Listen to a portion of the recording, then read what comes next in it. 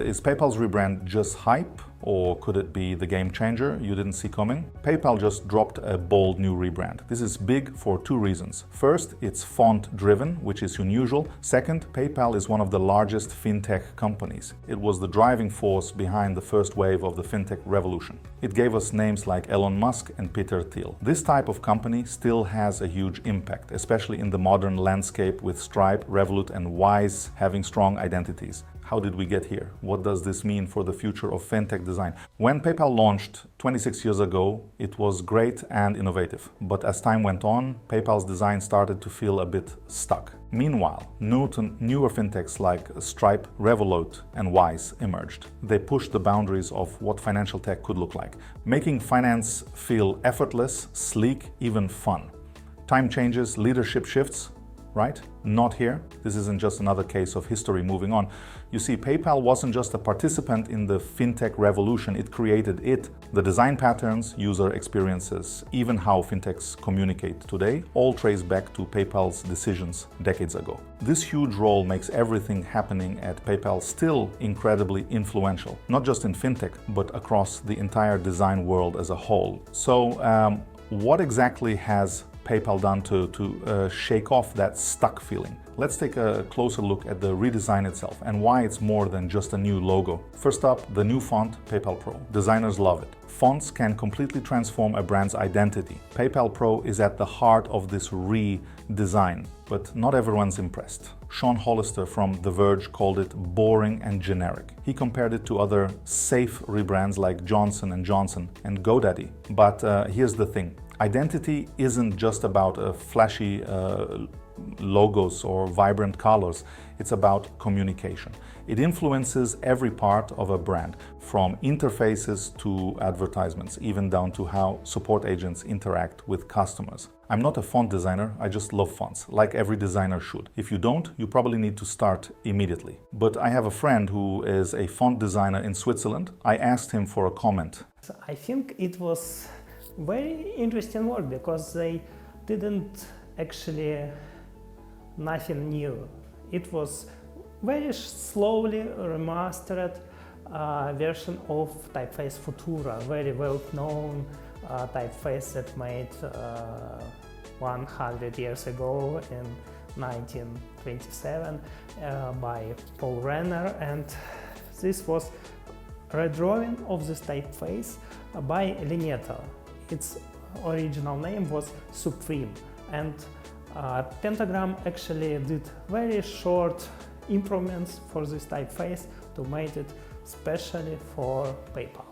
And that's why PayPal Pro is so important. Yes, it's inspired by Futura, a century-old typeface, but it's evolved. Futura was once a symbol of industrial efficiency and progress, representing social equality and a future-oriented vision. Today, PayPal Pro builds on that legacy. It brings simplicity, clarity, and trust to the forefront. Exactly what PayPal's new identity stands for. Now, I'm not saying that a font can single-handedly define a brand, but in the right context, it plays a crucial role. For PayPal, that context is simplicity, optimism, and accessibility for everyone, everywhere. PayPal Pro isn't just a font, it's part of a larger message. When we talk about messages, it's not just the individual parts that matter. It's how they're connected, or in this case, how they're disconnected. Because now PayPal's monogram is no longer locked to the word mark.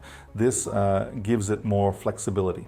Honestly, I think some people, like Sean Hollister from The Verge, didn't quite get that. His review called the redesign boring and generic. But I don't think he fully understood what's really going on here. The new logo isn't just black text on a white background. PayPal's signature blues are still there. Their monogram is as recognizable as ever. It's like writing a review for the iPhone without ever using it, or understanding its design principles. It feels like this brand review was done without diving into the full scope of Pentagram's work. The design agency behind this rebrand actually created something much deeper. It goes beyond surface-level aesthetics. It's about evolution, subtlety, and reinforcing an already incredibly strong brand identity. PayPal's classic monogram has gotten a sleek update. The letters are still layered at the same angle, but now the corners are sharper. The rounded edges are replaced by crisp, clean lines. The colors have been adjusted, creating a more dynamic effect. Bright blue and deep blue overlap to reveal Venmo Blue, a nod to PayPal's mobile app. While the core structure remains familiar, its connection to the wordmark has shifted. The logo and text are no longer locked together. Now they work independently, giving the brand a cleaner, more versatile look.